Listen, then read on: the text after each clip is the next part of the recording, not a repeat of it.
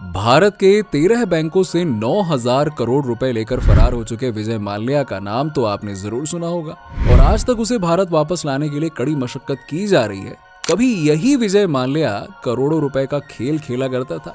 F1 race से लेकर बड़ी बड़ी हॉर्स राइडिंग में भी करोड़ों रुपए लगाया करते थे एकदम दिल खोलकर, और ये सब वो पैसों का रौब दिखाने के लिए किया करते थे। देखते ही देखते उसने IPL में भी एक टीम खरीद ली। लेकिन इन जनाब की कमजोरी थी लड़कियां। अब विजय माल्या अगर किसी लड़की पर फिदा हो जाते तो उसके पीछे तो हाथ धोकर पड़ जाते थे। इसके ठाट बाट के कारण लड़कियां इससे इस तरह चिपकी रहती थीं जैसे शहद से मधुमक्खियां चिपकी रहती हैं। ये लड़कियों को अपने आसपास मंडराने के लिए लाखों रुपए देता।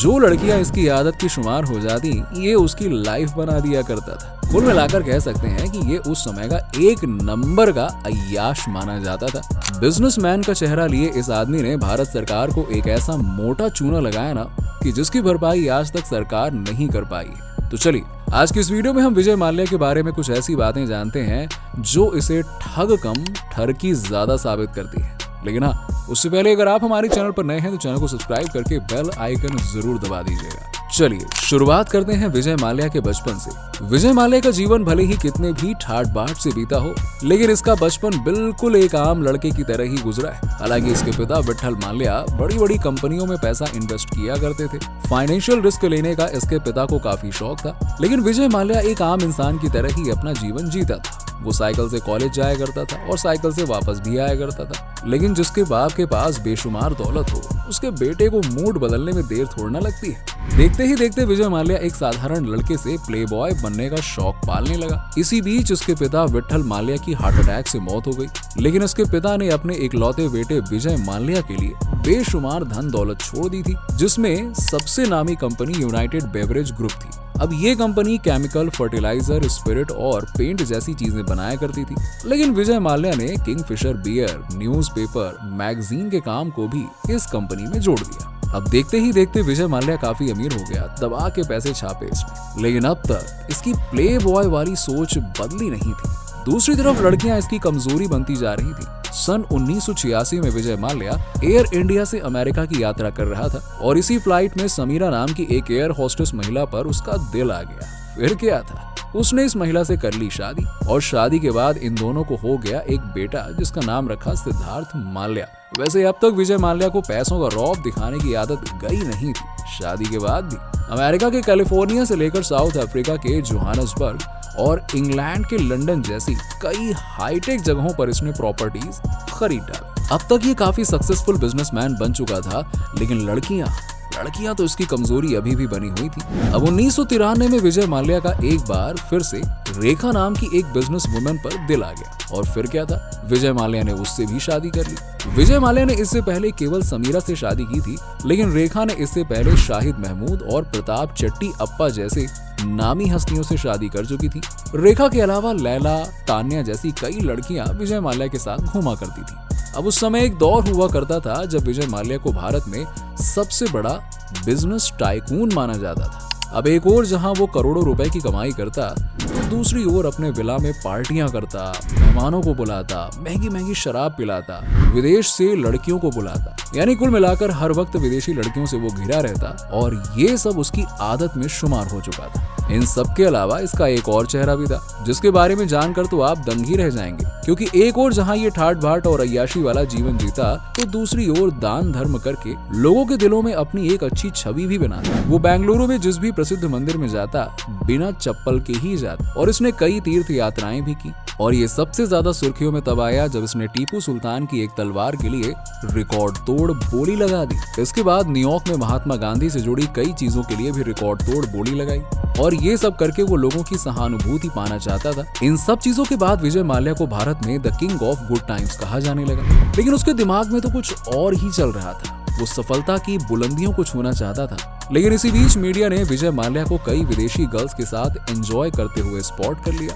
फिर क्या था, विजय माल्या को लेकर लोगों की सोच थोड़ी सी बदल गई। लेकिन विजय माल्या ये कहां सुधरने वाला था। विजय माल्या ने इंडियन एम्प्रेस नाम की एक यार्ड खरीदी और इस यार्ड में अपनी अय्याशी भरी जिंदगी को जीने के लिए इसने कई सारी फैसिलिटीज अवेलेबल करवाई, जिसमें मसाज रूम से लेकर जिम्नेशियम, सिनेमा हॉल तक था। और ये इसी यार्ड में विदेशों से लड़कियां बुलाया करता था और उनके साथ हफ्तों समय बिताता था बढ़िया पानी के बीच में। लेकिन आपको हम ये बता दें कि केवल विदेशी लड़कियां ही नहीं बल्कि कई बॉलीवुड हीरोइंस भी विजय माल्या को अपना टाइम दे चुकी हैं। अब साल 2005 में विजय माल्या ने अपने बेटे सिद्धार्थ के 18वें जन्मदिन पर किंगफिशर एयरलाइंस की शुरुआत की थी। साल 2000 में इसने आईपीएल में भी अपनी एक टीम खरीद ली। लेकिन इसी साल से शुरू हो गया इसका बुरा वक्त। इसने एयर डेक्कन से 550 करोड़ रुपए की डील की और इसमें लगाया गया पैसा इसने 17 बैंकों से कर्ज लेकर लगाया था। लेकिन ये एयर डेक्कन की डील उसके लिए घाटे का सौदा रहा। फिर क्या था, 2008 और 2009 में विजय माल्या को बहुत ज्यादा नुकसान हो गया। अब उस समय तक इसके हालात ये हो चुके थे कि ये अपने किंगफिशर में काम कर रहे कर्मचारियों को सैलरी तक नहीं दे पा रहा था। फिर उसने भारत के आईडीबीआई बैंक से 861 करोड़ रुपए के लोन के लिए आवेदन किया। लेकिन उस समय तक इसका दिवालिया निकल चुका था। बैंक भी इसे लोन देने से कतरा रहे थे। इसके बाद इसने बैंक के एक ऑफिसर को 16 करोड़ रुपए की रिश्वत देकर 861 करोड़ रुपए का लोन पास करवा लिया। लेकिन ताज्जुब की बात तो ये थी कि उसने बैंक से लोन ये कहकर पास करवाया था कि ये अपने कर्मचारियों को सैलरी देना चाहता है और एयर डेक्कन के नुकसान की भरपाई करना चाहता है। लेकिन इसने इसमें से कोई भी काम नहीं किया बल्कि अपने लोन के पैसों को सीधा यूरोप के अलग अलग बैंकों में डिपॉजिट कर दिया। अब हद तो तब हो गई जब साल 2010 में विजय माल्या भारत में राज्यसभा का सांसद बनकर संसद में भी आ गया। उस समय के प्रधानमंत्री मनमोहन सिंह ने बैंकों को ये भरोसा दिलाया कि उनके पैसे वो डूबने नहीं देंगे। इसके बाद सरकार और आरबीआई के कहने पर स्टेट बैंक के नेतृत्व में 17 सरकारी बैंकों ने विजय माल्या को दिए गए लोन चुकाने की शर्तें और शेड्यूल में बदलाव किए। उसके बाद विजय माल्या ने अपने किंगफिशर प्लांट को 4000 करोड़ की बात पर गिरवी रख दिया। लेकिन बैंक की कर्ज वसूली की प्रक्रिया अब तक चल ही रही है और कहीं से भी पैसा मिलता हुआ तो नहीं दिख रहा है। सरकार का कहना है कि उनके पास माल्या की 9000 करोड़ की प्रॉपर्टी है। लेकिन अब तक केवल इसका गोवा में मौजूद किंगफिशर विला ही 3 नाकाम नीलामियों के बाद जाकर बॉलीवुड एक्टर सचिन जोशी के द्वारा 73 करोड़ रुपए में खरीदा गया। उसकी बाकी की प्रॉपर्टी को खरीदने के लिए अब तक कोई भी आगे नहीं आया है। इतने कर्ज में डूबने के बाद भी विजय माल्या की अय्याशी भरी जिंदगी में कोई कमी नहीं आई है। वो आज भी लड़कियों के साथ रिलेशन बनाता है। उनकी प्रेजेंट वाइफ पिंकी लालवानी है और ये भी एक एयर होस्टेस ही है जिससे इसकी मुलाकात साल 2011 में हुई थी। 2016 में विजय माल्या भारत से फरार हो गया और आज तक वो भारत वापस नहीं आया। सरकार के तमाम कानूनी दांव-पेच के बावजूद विजय माल्या हमेशा बच जाता है। माल्या की ठगों की एक टीम है जो कदम कदम पर इसके मुश्किलों को कम करती रहती है। यहाँ तक कि इसका खुद का एक वकील भी है जो इसे कानूनी दांव-पेच से बचाता रहता है। अभी माल्या भारत से बाहर इंग्लैंड में बेहतर जिंदगी गुजार रहा है और अपने अय्याश शौकों को पूरा कर रहा है। तो दोस्तों, आपको क्या लगता है कि माल्या को भारत वापस लाने में सरकार कभी कामयाब हो पाएगी या फिर नहीं? हमें कमेंट सेक्शन में जवाब जरूर दीजिएगा। चलिए मिलते हैं आपसे नेक्स्ट वीडियो में। Thanks for watching.